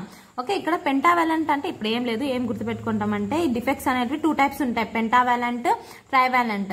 నెక్స్ట్ పెంటావాలెంట్ ఎన్ టైప్ అంటాం, నెక్స్ట్ ట్రైవాలెంట్ ని పి టైప్, టీపీ పిఎన్ అని గుర్తుపెట్టుకుంటాం. ఓకే, ఇక్కడ ఏం జరుగుతుందంటే గానీ ఈ యొక్క పెంటావాలెంట్ లో నైట్రోజన్ ఫ్యామిలీని తీసుకుంటాం ఎక్సెప్ట్ నైట్రోజన్. అదే ట్రైవాలెంట్ లో 13th group that is boron ఫ్యామిలీని తీసుకుంటాం, అంటే boron, aluminium, gallium, indium, thallium. Next pentavalent లో పొటాషియం, నెక్స్ట్ వచ్చేసి పొటాషియం, ఈ యొక్క ఫ్యామిలీ నైట్రోజన్ ఫ్యామిలీ తీసుకుంటాం. ఓకే, ఇక్కడ మనం సెమీ కండక్టర్స్ గా ఈ యొక్క సిలికాన్ అండ్ జర్మానియం ని తీసుకుంటాం. సెమీ కండక్టర్స్ అని ఎందుకంటామంటే ఓన్లీ ఎలక్ట్రిసిటీని కండక్ట్ చేసి హీట్ ని కండక్టివిటీ చేయకుండా దాన్ని సెమీ కండక్టర్స్ అంటాం. జర్మానియం తీసుకున్నట్లయితే, జర్మానియం, సిలికాన్ ఏదైనా తీసుకున్నట్లయితే ఇవి కార్బన్ ఫ్యామిలీ కాబట్టి 4 ఎలక్ట్రాన్స్ ని సాటిస్ఫై చేస్తుంది. ఓకే, ఇంకా ఈ యొక్క ఎన్ టైప్ అనేది డోప్ చేస్తే మనము ఏమవుతుందంటే గానీ ఇక్కడ ఏమవుతుంది, ఈ యొక్క పెంటావాలెంట్ లో మనకు 5 వ్యాలెన్స్ ఎలక్ట్రాన్స్ అనేవి ఉంటాయి కదా, ఈ వ్యాలెన్స్ ఎలక్ట్రాన్ ఇందులో వచ్చి డోపింగ్ అనేది జరుగుతుంది. సో అప్పుడు డోపింగ్ జరిగినప్పుడు 4 ఒక్కొక్క దాంట్లో ఒక్కొక్క డోపింగ్ అయిపోయినప్పుడు ఇంకొకటి ఎక్స్ట్రా ఉంటుంది. ఈ ఎక్స్ట్రా ఉండదు ఏం చేస్తుంది, కండక్టివిటీ చేస్తుంది. ఓకే, ఇందులో కూడా అంతే, ఇక్కడ ఏమవుతుంది పీ టైప్ లో 3 వ్యాలెన్స్ ఎలక్ట్రాన్సే ఉంటాయి, ఎందుకంటే బోరాన్ ఫ్యామిలీలో 3, నైట్రోజన్ ఫ్యామిలీలో 5 తీసుకుంటున్నది వచ్చేసి కార్బన్ ఫ్యామిలీ, ఇది సిలికాన్ అండ్ జర్మానియం. ఇక్కడ డోపింగ్ జరిగినప్పుడు ఏమవుతుందంటే 3 వ్యాలెన్స్ ఎలక్ట్రాన్ జర్మానియంతో డోపింగ్ అనేది జరిగిపోతుంది, కానీ ఇంకొక ఎక్స్ట్రా హోల్ అనేది ఇక్కడ ఫామ్ అవుతుంది. ఇక్కడ ఎక్స్ట్రా ఎలక్ట్రాన్ ఫామ్ అయింది, ఇక్కడ హోల్ అనేది ఫామ్ అయింది. ఈ హోల్ ఉండడం వల్ల కండక్టివిటీ అనేది జరుగుతుంది అనమాట. ఓకే, ఇది ఒక పెంటావాలెంట్ అండ్ ట్రైవాలెంట్ గురించి. And next electric property of a crystal చూసినట్లయితే కండక్టర్, ఇన్సులేటర్, సెమీ కండక్టర్ అని ఎప్పుడు చెప్తామంటే గానీ కండక్టర్ అని ఎప్పుడు అంటాము, వెన్ ఇట్ కండక్ట్స్ ఎలక్ట్రిసిటీ, అంతే కదా. ఇన్సులేటర్ అంటే ఎప్పుడు చెప్తాము, ఇట్ డజంట్ కండక్ట్ ఎలక్ట్రిసిటీ, ఎలక్ట్రిసిటీని కండక్ట్ చేయకపోతే ఇన్సులేటర్, కండక్ట్ చేసే కండక్ట్ అలా చేయకుండా ఉంటే దాన్ని మనం ఏమంటాం, సెమీ కండక్టర్ అంటాం, అంటే semi conductor. Okay, next super conductor అని కూడా అంటాం. సూపర్ కండక్టర్ ఏమంటాం, రెసిస్టెన్స్ 0. ఓకే, కండక్టర్ అని ఎప్పుడు అంటామంటే గానీ మనకు ఈ యొక్క ఎలక్ట్రిసిటీ అంటే ఎంత అంటే గానీ 10⁴ నుంచి 10⁻7 ఉంటే, 10⁴ to 10⁻7 ohm inverse and next metre inverse ఉన్నప్పుడు మనకు దాన్ని మనం కండక్టర్ అంటాం. ఈ యొక్క వాల్యూ అనేది ఇంత రేంజ్ ఉంటే దాన్ని కండక్టర్ అంటాం. ఒకవేళ 10⁻20 to 10⁻10 ఉంటే ఇన్సులేటర్ అంటాం. ఇది చాలా ఇంపార్టెంట్. సెమీ కండక్టర్ అని ఎప్పుడు అంటామంటే 10⁻6 నుంచి 4 వరకు ఉంటే సెమీ కండక్టర్, ఈ 4 నుంచి 7 ఉంటే కండక్టర్, -10 అంటే 20 నుంచి -10కి వచ్చిందంటే ఇన్సులేటర్. ఓకే, సాలిడ్స్ లో ఇంత, అంటే ఏ దానికైనా కండక్టివిటీ ఇంత ఉంటుంది యావరేజ్ గా, మెటల్స్ కి అయితే హై ఉంటుంది. Okay, next magnetic property of a crystal చూసినట్లయితే మ్యాగ్నెటిక్ ప్రాపర్టీ అంటే ఏంటి, ఎప్పుడైతే ఈ యొక్క మెటల్స్ మనం మ్యాగ్నెటిక్ పవర్ చూపిస్తే గానీ అట్రాక్ట్ అవ్వడం కదా. ఇక్కడ మనకి ఏం చేస్తుందంటే గానీ ఈ యొక్క ఫెర్రో, ఇక్కడ మనకు కొన్ని టర్మ్స్ ఉంటాయి, ferromagnetism, diamagnetism, paramagnetic, next వచ్చేసి ferrimagnetic, antiferromagnetic, next piezoelectricity and next pyroelectricity. ఇలా మనకు కొన్ని టర్మ్స్ అనేవి ఉన్నాయి. ఆ టర్మ్స్ అనేవి చాలా ఇంపార్టెంట్ అనమాట. ఓకే, ఫెర్రో మ్యాగ్నెటిజం అంటే ఏంటంటే గానీ strong magnetic field in the absence of magnet also. Ferromagnet అంటే గానీ దానికి మ్యాగ్నెటిక్ ఫీల్డ్ చాలా ఉంటుంది. ఒకవేళ మనం మ్యాగ్నెటిక్ పవర్ అనేది మనము అబ్సెన్స్ అంటే మ్యాగ్నెటిజం మనం చూపించకపోయినా కూడా అది ఏం చేస్తుందంటే గానీ మ్యాగ్నెటిక్ నేచర్ ని చూపిస్తుంది అనమాట. ఓకే, మ్యాగ్నెట్ ని మనం దగ్గర నుంచి దూరంకి ఎత్తుకోపోయినా కూడా మ్యాగ్నెటిక్ ఫీల్డ్ అనేది ఇందులో ఉంటుంది. ఓకే, ఎగ్జాంపుల్స్ ఏవి, iron, cobalt, nickel, CO2. Diamagnetic, paramagnetic అంటే ఏంటంటే డయామాగ్నెటిక్ అని ఎప్పుడు అంటామంటే ఎప్పుడైతే మనకు అన్పైర్డ్ ఎలక్ట్రాన్స్ అనేవి ఉంటాయో డయామాగ్నెటిక్ అంటాం. సో డయామాగ్నెటిక్ అంటే ఎలక్ట్రాన్స్ ఉంటేనే కదా మనకు ఈ యొక్క ఎలక్ట్రిసిటీ అన్న మ్యాగ్నెటిక్ చూపిస్తుంది. సో ఎలక్ట్రాన్స్, అన్పైర్డ్ ఎలక్ట్రాన్ లేకపోతే డయామాగ్నెటిక్ అంటే మ్యాగ్నెటిక్ ఫీల్డ్ అంటే రిపెల్ చేస్తుంది, repel by magnetic field. Okay, and next paramagnetic వచ్చేసి అన్పైర్డ్ ఎలక్ట్రాన్ ఉంటుంది కాబట్టి మనకు మ్యాగ్నెటిక్ ఫీల్డ్ చూపిస్తుంది. ఓకే, మ్యాగ్నెటిక్ నేచర్ అనేది చూపిస్తుంది. ఎప్పుడైతే మ్యాగ్నెటిజం మనం దాని దగ్గర ఎత్తుకోపోతామో మ్యాగ్నెటిక్ నేచర్ అనేది చూపిస్తుంది. ఇక్కడ మనం ఏం చేస్తుంది, మ్యాగ్నెట్ ని దగ్గరకు తీసుకోపోతే డయామాగ్నెటిక్ యొక్క ఎలిమెంట్స్ దగ్గరకు తీసుకోపోతే అవి ఏవి, H2O, NaCl, C6H6, Zn ఇవి డయామాగ్నెటిక్. నెక్స్ట్ పారామాగ్నెటిక్ వచ్చేసి oxygen, Cu, Fe, next Cr ఇవి పారామాగ్నెటిక్. అంటే ఇందులో అన్పేర్డ్ ఎలక్ట్రాన్స్ ఉంటాయి. సో ఉంటాయి కాబట్టి మనం మ్యాగ్నెటిక్ ఫీల్డ్ దగ్గరికి ఎత్తుకపోతే మ్యాగ్నెటిక్ నేచర్ చూపిస్తాయి. అదే ఇక్కడ మనం మ్యాగ్నెటిక్ ఫీల్డ్ ని దగ్గరకు తీసుకపోతే రిపెల్ చేస్తాయి. ఇది అన్నిటికీ డిఫరెన్స్. ఇక్కడ ఏమవుతుంది, మ్యాగ్నెటిక్ ఫీల్డ్ అనేది అందులో పర్మనెంట్ గా ఉంటుంది. మనం దాని సపరేట్ గా మనం మళ్ళీ మ్యాగ్నెటిక్ ఫీల్డ్ ఏం అవసరం లేదు. ఉన్నా లేకపోయినా మ్యాగ్నెటిక్ నేచర్ చూపిస్తుంది. ఫెర్రై మ్యాగ్నెటిక్ నేచర్ అంటే ఏంటంటే గానీ, ఫెర్రై మ్యాగ్నెటిక్ నేచర్ అంటే గానీ ఇప్పుడు మనకు అన్పేర్డ్ ఎలక్ట్రాన్స్ అనేవి చెప్పాం కదా. అన్పేర్డ్ ఎలక్ట్రాన్స్ అనేది ఇక్కడ మనకు ఎక్కువ అన్పేర్డ్ ఎలక్ట్రాన్స్ ఉంది అంటే క్లాక్ వైజ్ లో ఎక్కువ ఉండి యాంటీ క్లాక్ వైజ్ లో ఒక్కటే ఉందంటే క్యాన్సిలేషన్ అనేది జరగదు. అందులో క్యాన్సిలేషన్ అనేది మనకు జరగదు. ఎందుకంటే ఒకటి ఇంకొక దాంతో ఉంటేనే క్యాన్సిలేషన్ అనేది జరుగుతుంది కదా. ఇలాంటప్పుడు క్యాన్సిలేషన్ అనేది 0. నెక్స్ట్ యాంటీ ఫెర్రో మ్యాగ్నెటిజం లో చూసినట్లయితే ఒకటి యాంటీకి ఇంకొకటి clock wise anti clock wise ఉన్నప్పుడు ఒకటే ఉంటుంది కాబట్టి అది ఏమవుతుంది, మనకు క్యాన్సిలేషన్ అనేది జరుగుతుంది. ఎగ్జాంపుల్స్ ఏవేవి, ఫెర్రైకి వచ్చేసి Fe3O4, MgFe2O4, next SN2Fe2O4. Next anti ferro magnetism కి వచ్చేసి MnO. Okay. Next piezo electricity అంటే మెకానికల్ స్ట్రెస్ ద్వారా ఎలక్ట్రిసిటీ ప్రొడ్యూస్ అవుతే దాన్ని మనం పైజో ఎలక్ట్రిసిటీ అంటాం. ఓకే. నెక్స్ట్ పైరో ఎలక్ట్రిసిటీ అంటే హీట్ నుంచి ఎలక్ట్రిసిటీ జనరేట్ అయితే దాన్ని మనం పైరో ఎలక్ట్రిసిటీ అంటాం. ఓకే, ఇది అర్థమైంది అనుకుంటున్నాను ఫ్రెండ్స్. నెక్స్ట్ ఈ యొక్క పైజో ఎలక్ట్రిసిటీకి ఎగ్జాంపుల్ వచ్చేసి క్వార్ట్జ్ అనమాట. మెకానికల్ స్ట్రెస్ నుంచి ఎలక్ట్రిసిటీ ప్రొడ్యూస్ అవుతే దాన్ని మనం పైజో ఎలక్ట్రిసిటీ అంటాం. హీట్ నుంచి అయితే పైరో ఎలక్ట్రిసిటీ. ఈ యొక్క డెఫినేషన్స్ అన్ని చాలా ఇంపార్టెంట్. అర్థమైంది అనుకుంటున్నాను. ఒకసారి స్క్రీన్ షాట్ తీసుకోండి ఫ్రెండ్స్. ఇది స్క్రీన్ షాట్ తీసుకొని ప్రాక్టీస్ చేయండి. నెక్స్ట్ వచ్చేసి షార్ట్కీ and Frankl defect. షార్ట్కీ and Frankl defect అయిపోయింది కదా. ఇప్పుడు స్ట్రక్చర్ అనేది మనం ఎలా స్ట్రక్చర్ డిటర్మినేషన్ బై ఎక్స్రేస్ అంటే దాని యొక్క స్ట్రక్చర్ ని ఎలా డిటెక్ట్ చేస్తామంటే ప్రోటీన్స్ యొక్క స్ట్రక్చర్ కావచ్చు, న్యూక్లిక్ యాసిడ్స్ యొక్క స్ట్రక్చర్ ఎలా డిటెక్ట్ చేస్తాము అని అంటే కానీ త్రూ బ్రాగ్స్ ఈక్వేషన్ నుంచి మనము ఈ యొక్క ఈక్వేషన్ ద్వారా మనం ఏం చేస్తామంటే కానీ ఈ యొక్క స్ట్రక్చర్ అనేది డిటర్మైన్ చేయొచ్చు. ఓకే. బ్రాగ్స్ ఈక్వేషన్ అనేది మనము ఈ బ్రాగ్స్ ఈక్వేషన్ ఎలా ఉంటుందంటే కానీ ఎప్పుడైతే ఎక్స్రే మనం ఇన్సిడెంట్ చేస్తామో ఈ యొక్క ఫార్ములా అనేది మనకు ఉందన్నమాట. 2 ప్లేన్స్ ఉంటాయి, first plane second plane. First plane second plane, first X-ray second X-ray, దీని యొక్క డిస్టెన్స్ నెక్స్ట్ యాంగిల్ ఈ దాన్ని మనం యూస్ చేసుకొని మనము ఏ దాని యొక్క స్ట్రక్చర్ అన్న డిటర్మైన్ చేసేయచ్చు అనమాట. బ్రాగ్స్ ఈక్వేషన్ ఏంటి, n λ = 2d sin θ. n అంటే order of a diffracted beam, next lambda వచ్చేసి wavelength of X-ray, next d వచ్చేసి distance between the planes, next θ వచ్చేసి యాంగిల్ బిట్వీన్ ఇన్సిడెంట్ ఎక్స్రే. ఇదేమంత మనం దీని గురించి తెలుసుకోవాల్సిన అవసరం లేదు. ఊరికే బ్రాగ్స్ ఈక్వేషన్ యొక్క ఈక్వేషన్ తెలుసుకుంటే చాలన్నమాట. నెక్స్ట్ లాస్ట్ టాపిక్ ఏంటంటే గానీ క్లోజ్ ప్యాకింగ్ అంటే గానీ మనకు ప్యాకేజింగ్ అనమాట. సింపుల్ క్యూబిక్ క్లోజ్ ప్యాకింగ్ లో కోఆర్డినేషన్ కోఆర్డినేషన్ నంబర్ అనేది ఎలా ఉంటుందో ఈ యొక్క క్లోజ్ ప్యాకింగ్ లో చూస్తాం. మనకు క్లోజ్ ప్యాకింగ్ అనేది simple cubic close packing, square close packing, hexagonal close packing, cubic close packing అని మనకు 4 టైప్స్ ఉన్నాయి. ఓకే. ఈ యొక్క సింపుల్ క్యూబిక్ ప్యాకింగ్ లో మనకు ఏమవుతుంది, కోఆర్డినేషన్ నంబర్ 2 ఉంటుంది. స్క్వేర్ లో అయితే గానీ 4 ఉంటుంది, హెక్సాగోనల్ లో 2D లో అయితే 6 ఉంటుంది, 3D లో అయితే 12 ఉంటుంది. క్యూబిక్ క్లోజ్ ప్యాకింగ్ లో 3D లో ఇది 3Dనే చూపిస్తుంది. ఓకే, 3D లో 12 ఉంటుంది. ఓకే. ఇక్కడ మనకు టెట్రాహెడ్రల్ వాయిడ్, ఇక్కడ ఆక్టాహెడ్రల్ వాయిడ్ అనేది ఫామ్ అవుతుంది. ఇదంతా మనము గుర్తుపెట్టుకోవాలంతే.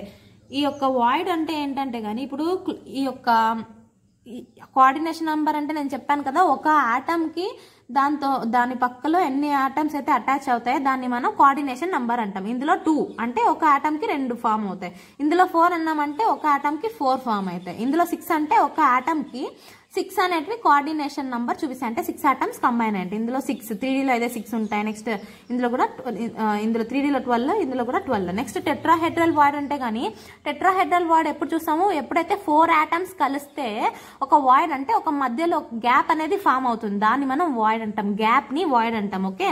టెట్రాహెడ్రల్ అంటే ఏంటి, టెట్రా అంటే 4 ఆటమ్స్ ఉన్నప్పుడు మనకు మధ్యలో గ్యాప్ ఉంటే దాన్ని మనం టెట్రాహెడ్రల్ వాయిడ్ అంటాం. అదే 6 ఆటమ్స్ ఉన్నప్పుడు ఉంటే ఆక్టాహెడ్రల్ వాయిడ్ అంటాం. ఓకే. దీని యొక్క స్ట్రక్చర్ ఇదనమాట. అంటే 3 ఉన్నాయి, దానిపైన ఇంకొక ఆటమ్ ఫామ్ అయినప్పుడు మధ్యలో వాయిడ్ అనేది ఫామ్ అవుతుంది. నెక్స్ట్ ఆక్టాహెడ్రల్ వాయిడ్ లో వచ్చేసి 6 ఆటమ్స్ ఉంటాయి. అంటే ఫస్ట్ 3, దాని కింద ఇంకొక 3 ఫామ్ అయినప్పుడు మనకు ఒక వాయిడ్ అనేది ఫామ్ అవుతుంది. ఓకే. నెక్స్ట్ వచ్చేసి ఇక్కడ మనకి ఇంపార్టెంట్ బిట్ ఏంటంటే గానీ టెట్రాహెడ్రల్ వాయిడ్ 2n ని ఫామ్ చేస్తుంది, ఆక్టాహెడ్రల్ n ని ఫామ్ చేస్తుంది. అంటే దాని ఈ యొక్క మీనింగ్ ఏంటంటే కానీ ఇప్పుడు మనం ఎఫ్సిసి తీసుకుందాం. ఫర్ ఎగ్జాంపుల్ ఎఫ్సిసిలో ఆక్టాహెడ్రల్ వాయిడ్స్ ఎన్ని ఉంటాయి, టెట్రాహెడ్రల్ వాయిడ్స్ ఎన్ని ఉంటాయి చూద్దాం. ఇప్పుడు వాళ్ళు క్వశ్చన్ ఇస్తారు, ఎఫ్సిసిలో మనకు టెట్రాహెడ్రల్ వాయిడ్స్ ఎన్ని ఉన్నాయి, ఆక్టాహెడ్రల్ వాయిడ్స్ ఎన్ని ఉన్నాయో క్యాలిక్యులేట్ చేయండి అంటారు. మనకు జనరల్ గా నంబర్ ఆఫ్ ఆటమ్స్ ఎన్ని అంటే నంబర్ ఆఫ్ ఆటమ్స్. ఓకే, ఎన్ని number of atoms octahedral void కి ఈక్వల్. అంటే మనకు ఎఫ్సిసిలో మనకు ఎన్ని ఆటమ్స్ ఉంటాయి, 4 ఉంటాయి కదా. అంటే 4 ఉంటే మనకు ఆక్టాహెడ్రల్ వాయిడ్స్ 4 ఉంటాయి. కానీ టెట్రాహెడ్రల్ వాయిడ్స్ ఎన్ని ఉంటాయి, 2 into n. అంటే 2 into 4 వేస్తే ఎంత అవుతుంది, 8 టెట్రాహెడ్రల్ వాయిడ్, 4 ఆక్టాహెడ్రల్ వాయిడ్ అనేది ఉంటుంది అనమాట. నెక్స్ట్ బీసీసీ చూసినట్లయితే బీసీసీలో మనకు బాడీ సెంటర్డ్ క్యూబ్ లో ఎన్ని ఉంటాయి, నంబర్ ఆఫ్ ఆటమ్స్ 2 ఉంటాయి. 2 ఉంటే 2 is equals to octahedral void. అంటే ఎన్నైతే ఆటమ్స్ ఉంటాయో ఆక్టాహెడ్రల్ వాయిడ్స్ కూడా అన్నే ఉంటాయి. అదే టెట్రాహెడ్రల్ అయితే డబుల్ అవుతుంది, 2 ఉండేది 4 అవుతుంది అంతే. ఓకే, ఇది యొక్క ఇన్ఫర్మేషన్ అన్నమాట ఈ యొక్క సాలిడ్ స్టేట్ గురించి. అండ్ నెక్స్ట్ నేను చెప్పిన ప్రతి ఒక్క చార్ట్ ని మీరు స్క్రీన్ షాట్ తీసుకున్నారు అనుకుంటున్నాను. ఓకే ఫ్రెండ్స్, ఇది ఒక చాప్టర్ గురించి.